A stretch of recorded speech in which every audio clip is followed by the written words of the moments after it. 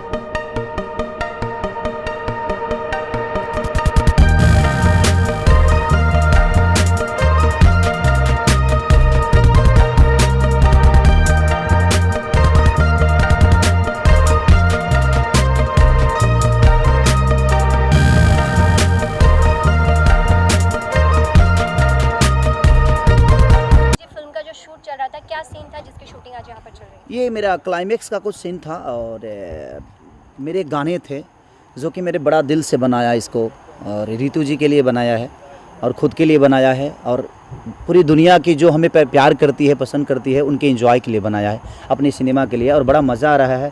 ये पूरी यूनिट हमारी अपनी है और कोशिश रहता है कि हम सबको अपना बना के ही काम करें, और हमेशा ये मेरा उद्देश्य रहा है कि अपनों से दूर नहीं रह सकते। कोरोना काल में हमने ये समझ लिया कि हमारे अपने वही इंडस्ट्री है जिसके बारे में हम कभी गलत भी बोल देते हैं, कभी सही भी बोलते हैं। बट मुझे लगता है कि ये कोरोना काल में समझ में आ गया कि जीवन में प्यार से बढ़कर कुछ नहीं होता है। जब तक जीवन चले, कब कहाँ चीज़ें ख़त्म हो जाएगी शायद किसी को अंदाज़ा नहीं। तो जब तक आप इस दुनिया में रहें, एक दूसरे के प्यार और मोहब्बत में रहें। फिल्म बागजी में आप किस किरदार को निभा रहे हैं और इस किरदार के लिए क्या कुछ खास तैयारी आपको करने के लिए की गई थी? डायरेक्टर, प्रोड्यूसर से कोई बात हुई थी आपकी? देखिए, जितने भी सिनेमा बनती है फालतू रोल मुझे ही मिलता है। फालतू मतलब समझ सकती हैं, फालतू नहीं था ये। बनचड़ लड़का जो मैंने समझ लिया कि गाँव, जॉली लड़का। अच्छा, इनके लैंग्वेज में जॉली होगा। हाँ। हमारे यहाँ छुछुनर बोलते हैं। तो बात ये है कि जब जितना छुछुनरापन होता है, जितने ख़त्म लड़के होते हैं गांव में, जो बिगड़े होते हैं, जो ना बाप का सुनते हैं ना माँ का सुनते हैं, और अपनी जिम्मेदारियों का उनको एहसास ही नहीं होता कि मेरी जिम्मेदारियां क्या है। बट कॉन्फिडेंस उनको होता है, बट वो जिम्मेदारियों से भागते रहते हैं। वही एक कैरेक्टर है।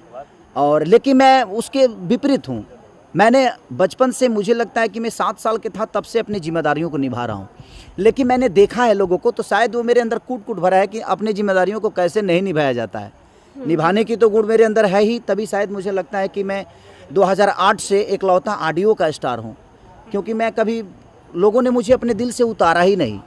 एक साथ गायकी के क्षेत्र में मुझे लगता है कि कोई 4 साल, 3 साल, 2 साल, 5 साल चलता है, लेकिन मैं 2008 से बज ही रहा हूँ। उसका रीज़न यही है कि मुझे पता है कि मेरी ऑडियंस की मानसिकता क्या है और वो क्या चाहती है मेरे से। तो मैं कोशिश करता हूँ कि वो, चाहे वो बुज़ुर्ग हो या चाहे मेरी माँ हो या मेरी बहन हो, मैं हर चीज़ों को गाने की कोशिश करता हूँ ताकि मैं हर आदमी के दिल में रहूँ। खेसारी जी, हाल ही में आपने देखा बीजेपी सांसद और जो अभिनेता हैं रवि किशन जी और जया बच्चन जी में जो मतभेद हुआ, उसके बारे में बताइए, क्या कहना चाहेंगे? जया बच्चन जी ने कहा कि जिस थाली में खाते उसमें आप छेद करते हो, और रवि किशन जी ने कहा सबकी बॉलीवुड है, ऐसा नहीं कि आपका ऐसे बॉलीवुड, हर इंसान का बॉलीवुड है जो काम करते हैं। क्या कहेंगे उनके बारे में? उनके, देखिए, वो दोनों राजनेता हैं और मैं एक अभिनेता हूँ। उनमें मुझ में फ़र्क है। वो विवादित स्टेज पे हैं, हम विवादित स्टेज पे नहीं है। हम कोरोना काल में लोगों की बातें करें, लोगों की मजबूरी की बातें करें, लोगों की प्रॉब्लम की बातें करें कि अब हम उन दोनों नेताओं के बीच में उलझ जाएं। बट जया जी ने जो भी बोला, वो सीनियर है, हमारी मदर हैं। वो, उनके मन में क्या है बॉलीवुड के प्रति या भोजपुरी के प्रति। बट भाषा कोई बुरा नहीं होता मेरे हिसाब से। हर वो भाषा एक दूसरे की माँ होती है। उनके लिए हो सकता है कि भाषा हमारी गलत हो, बट ऐसा अब जया जी ने, मैंने सुना नहीं है, इसलिए मैं कोई टिप्पणी नहीं कर सकता।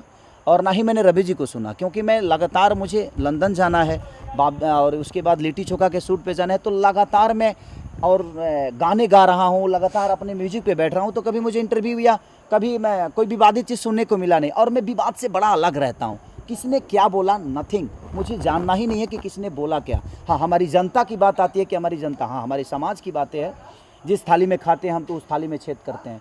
तो हिंदी से हमारा दूर दूर तक कोई रिश्ता नहीं है। जिस थाली में वो खाते हैं, जिस थाली में कौन छेद करता है, हिंदी से मेरा दूर दूर का कोई रिश्ता ही नहीं है। मेरी माँ मेरी भोजपुरी है, मेरी भाषा, मेरी जान, मेरी ज़िंदगी मेरी भोजपुरी के लोग हैं। तो मैं अभी जहाँ काम कर रहा हूँ वहाँ तो मैं बड़ा कुशल हूँ। अगर उस मदर को क्या लगता है भोजपुरी के बारे में, ये तो मैं कल्पना नहीं कर सकता। उनके विचारधारा है एक भोजपुरी के प्रति, वो हमारे लिए बुरा भी सोचेंगी तो हमारी मदर की तरह है, हमारी माता की तरह है, उनका सम्मान है। और शायद उनका जितना अनुभव है, हमारी उम्र भी नहीं हुई, तो मैं कोई टिप्पणी करना नहीं चाहूँगा उनके लिए। सर सवाल इसलिए उठ रहा है कि वो भोजपुरी इंडस्ट्री से आते हैं, इसलिए उनको टारगेट किया जा रहा है रवि किशन जी को। देखिए, आप एक पैटर्निटी है भोजपुरी के, आप क्या रवि भैया हमारे आदर्श हैं, हमारे पिता की तरह हैं। रवि भैया के शब्दों में जो चीज़ें होती है, हम उनसे हमेशा कुछ ना कुछ सीखते हैं और वो जवाब दे सकते हैं, इसलिए क्योंकि उनका स्टेज है, क्योंकि वो भी राजनेता हैं, वो भी राजनेता हैं। तो एक राजनेता का जवाब एक राजनेता देता है तो शायद बेहतर चीज़ें होती है, क्योंकि उनका अपना खुद का एक स्टेज है। हम एक अभिनेता हैं और रवि भैया हमारे स्तंभ हैं। हमारे अगर भोजपुरी के वचन अगर कोई कहे तो हमारे लिए रवि किशन है। चाहे वो देखिए किसी पार्टी से हैं, उससे मुझे कोई लेना देना नहीं है, लेकिन उन्होंने भोजपुरी के लिए बहुत कुछ दिया है, बहुत कुछ किया है। हमारे मन में, हमारे दिल में, हमारे भोजपुरी समाज के लिए उनका सम्मान आजीवन रहना चाहिए सबके मन में, और मेरे मन में भी आजीवन वो चीज़ें रहेगी। तो उन्होंने जो भी बोला होगा अपने लेवल से बिल्कुल अच्छा बोला होगा, क्योंकि मुझे लगता है कि वो बहुत सुलझे हुए इंसान हैं, सुलझे हुए एक नेता हैं और सुलझे हुए अभिनेता हैं। उन्होंने संसद भवन में भी भोजपुरी में पहली बार भोजपुरी के लिए सवाल उठाया था, तो मैंने बोला भी था कि पहली बार दिल्ली ऐसे जगह पे और पूरी दुनिया के सामने एक स्पीकर के सामने भोजपुरी की भाषा के लिए 8वीं अनुसूची में ले जाने के लिए रवि भैया ने पहली बार आवाज़ उठाया। वो सुन के बड़ा अच्छा लगा। तो रवि भैया का जो पहल है वो बड़ा काबिलियत तारीफ़ है, और एक नेता के हिसाब से नहीं हूँ, एक समाज सेवी के हिसाब से चीज़ों को कर रहे हैं। तो मेरी शुभकामना है अपने बड़े भाई के लिए, अपने उस पिता के लिए, जैसे आजीवन जहाँ भी रहें वो खुश रहें, और मेरी दुआएं हैं 5 साल मेरी भी उम्र उनको लगे, ताकि जब तक वो जिए लोगों का ऐसे ही और लोगों के बातों के लिए, अपने समाज के लिए लड़ते रहें। आपने लिट्टी चोखा फिल्म की बात की। लिट्टी चोखा फिल्म में काजल राघवानी थी और आपकी जोड़ी और काजल राघवानी की जोड़ी को दर्शकों का बहुत प्यार भी मिलता है, तो फिर इस फिल्म से काजल राघवानी को हटाकर किसी और अभिनेत्री को क्यों लिया जा रहा है? अच्छा देखिए, मैं आपके सवाल को एक जवाब देता हूँ। जब हम किसी के साथ रिपीट काम करते हैं तो भी आपका सवाल होता है, आप इसी के साथ क्यों करते हैं, इसी के साथ क्यों करते हैं, क्या प्रॉब्लम है, क्या चक्कर है। जब हम किसी को नए को ब्रेक देते हैं तभी आपका सवाल है जी उसको हटाया क्यों गया।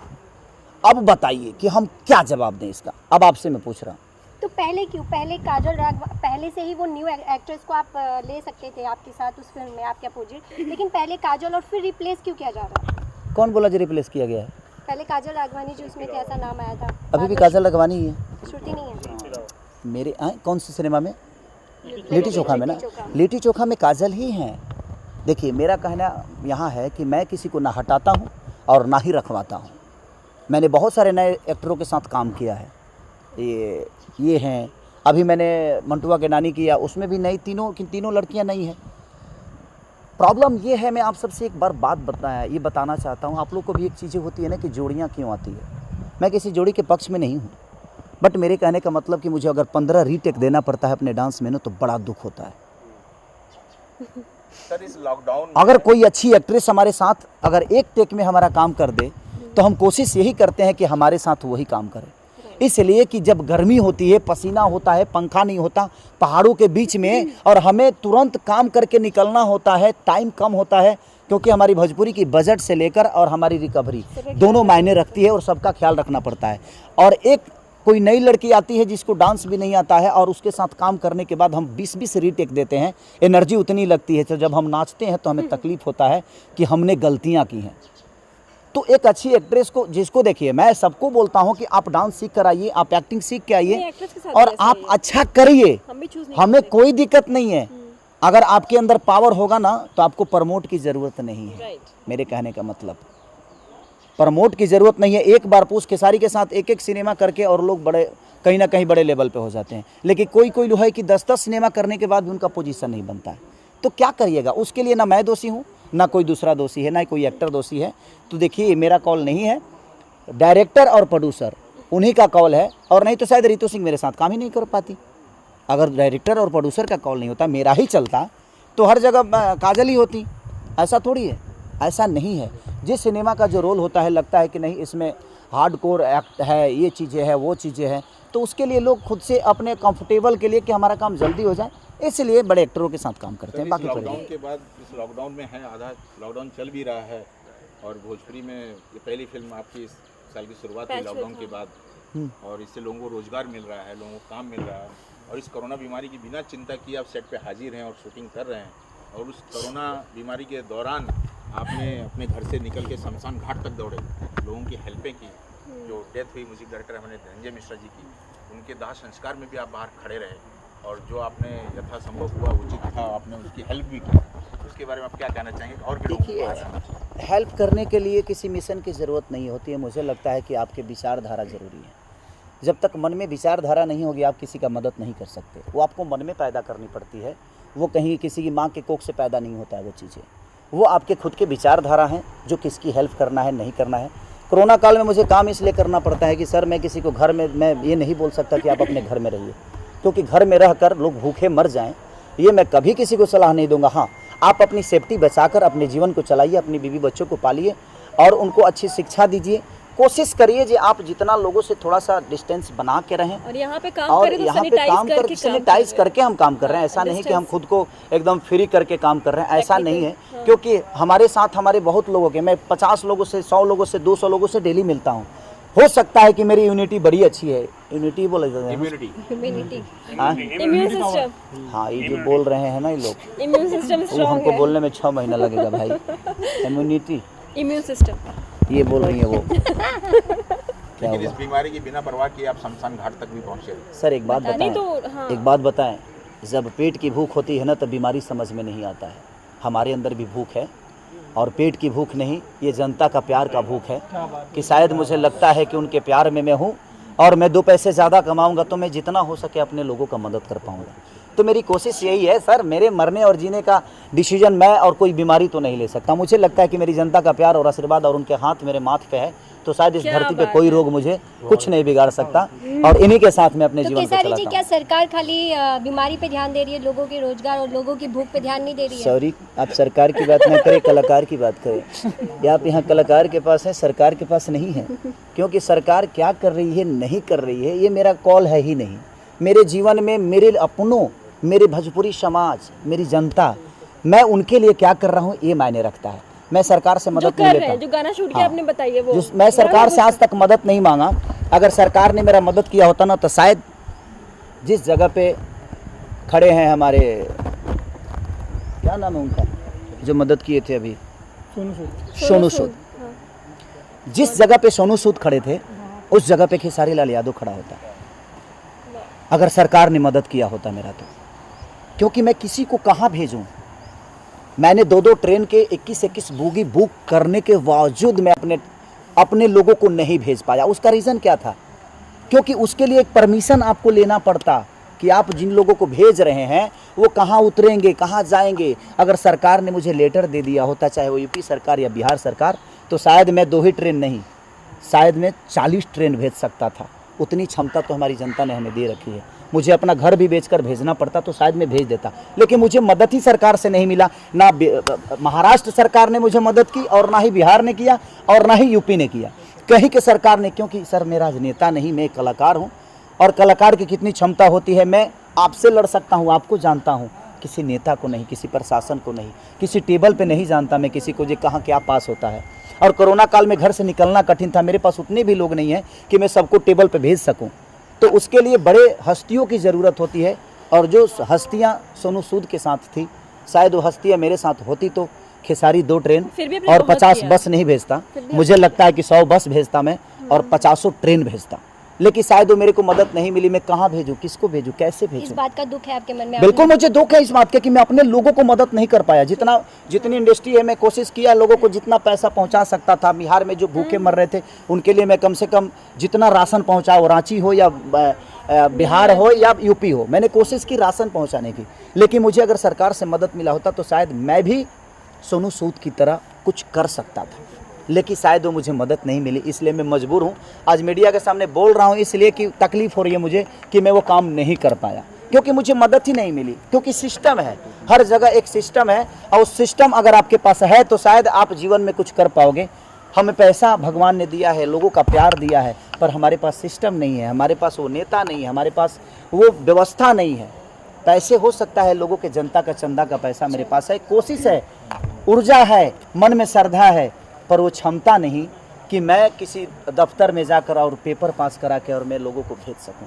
वो क्षमता मेरे पास सर नहीं। आने वाले समय में क्या आपका रूट दिल्ली की तरफ हो सकता है? भारत देश की सर राजधानी पूरी दिल्ली? इंडिया पे राज करने की कोशिश करूँ, आप दिल्ली से टारगेट करके बैठे। मैं पूरी दुनिया पे राज करने की कोशिश कर रहा हूँ, क्योंकि अपने विचारधारा को मैं राम की तरह लेकर चलता हूँ। अगर राम चाहते ना तो शायद हर राजा उनका मदद कर सकता था, लेकिन उन्होंने गरीब और वो दलितों को लेकर चले और अपने साम्राज्य को और सीता को वापस लाए और रावण का संविधान खत्म किए। सर आप राम मंदिर के निर्माण के बारे में आखिरी शब्द क्या कहना चाहेंगे? सॉरी, राम जी मेरे भी हैं, आपके भी हैं, उनके भी हैं, पूरी दुनिया के हैं। मंदिर बनना चाहिए और हम भी चाहते हैं कि मंदिर बने और हम उस मंदिर का एक हिस्सा बने। और सरकार को रीतू जी, आप क्या कहना चाहेंगे आपके कैरेक्टर को लेकर? आप इसमें किस कैरेक्टर को प्ले कर रही हैं? मैं सर, रुक जाइए ना 2 मिनट से। मैं बहुत इंटरेस्टेड हूँ इस फिल्म को लेके, ओवरऑल बाप जी फिल्म को। और ये मेरा कैरेक्टर डॉक्टर का है, और जो छिछोरा बच्चा जो बचपन से परेशान रहता है, माँ बाप को परेशान करता है, उसको सुधारने का जिम्मा जो होता है ना, वो मेरे ऊपर ही होता है। तो एट लास्ट हमने वो शूट किया क्लाइमेक्स का पार्ट केसारी जी के साथ, एंड गाना शूट किया। या तो वो जो एक सुधरने का जो है, जो पिताजी की मृत्यु के बाद जो एक कमबैक होता है, एक सुधरने का जो मैसेज जा रहा है इस फिल्म से, तो वो ज़्यादा इम्पोर्टेंट रोल हमने प्ले किया। तो रीतू जी, कितना सुधार पाई आप छिछोरे बच्चे को, जैसे आपने बताया? हाँ, खून में प्रॉब्लम नहीं मेरे। नहीं एक्चुअली क्या है ना, जो बच्चे माँ बाप से जुड़े होते हैं या कुछ भी डिसीजन लेते हैं, उससे एक एक चीज़ बता के चलते हैं तो सेफ चलते हैं, और जहाँ ज़्यादा खतरा होता है वहाँ पे इत्तू सा होता है, बच जाते हैं और सेफ चलते हैं। तो वो शायद मेरा कैरेक्टर है, और मैंने संस्कार को लेके आपने बहुत बोला। मैं बोलूँगा मैं जानता हूँ कि अगर आप खुद को बदलना नहीं चाहे तो इस धरती पे आपको कोई नहीं बदल लेकिन सकता। वो जब जो पॉइंट में बदले हो ना, उसे पिताजी तो चल बसे। नहीं तो मैं खुद को बदला ना, उसके बावजूद भी बिगड़ सकता था मैं। हाँ, पर ये था कि इंसान प्यार में, इमोशन में बदलने की कोशिश करता है। आप खुद को बदलिए, पूरी दुनिया आपकी है, और विचारधारा को हमेशा राम की तरह लेकर चलिए, शायद पूरी दुनिया पे भी जाए। आप दोनों लोगों से क्वेश्चन है, आप लोगों ने डॉक्टर का कैरेक्टर इसमें प्ले किया है, और आज के टाइम पे कोरोना का काल में, महामारी के बीच में जो डॉक्टर ने एक भगवान का रूप बन के उन्होंने काम किया है, क्या कहना चाहेंगे? आपने जब इस कैरेक्टर को प्ले किया तो कितना आपने क्या फील किया? देखिए, मैं बचपन से कहीं ना कहीं बहुत, मतलब मैं भी कोशिश करती हूँ जितनी मेरी भगवान उतना दे तो मैं सबकी हेल्प कर पाऊँ, मेरी कोशिश रहती है, और सबके लिए हम्बल नेचर मतलब है, ब्लड में है। तो एक डॉक्टर, जिस देखते कोरोना काल में डॉक्टर, पुलिस और सारी मतलब जो सरकारी जो जो गवर्नमेंट कर्मचारी लोग हैं, एक ही सिर्फ डॉक्टर ही नहीं, बट नर्स से लेकर कर्मचारी तक, पुलिस वाले से लेकर हर वो आदमी हमारे लिए बड़े भगवान की तरह खड़ा उतरा है। और मैं ईश्वर से हम लोग यही प्रार्थना करेंगे कि देखिए, हम तो सिर्फ ये कॉस्ट्यूम पे हैं, ये कॉस्ट्यूम पहनना बहुत आसान है मैडम, बट इस कॉस्ट्यूम का दायित्व निभाना बड़ी कष्टदायक है। तो वो डॉक्टर अपने घर से अपने जान की बेपरवाह करके, अपने बच्चों का ना परवाह करके, और पूरी दुनिया की ठीक करने का एक जो बीड़ा उठाया और सेवा किया, शायद हमारे बस की नहीं है।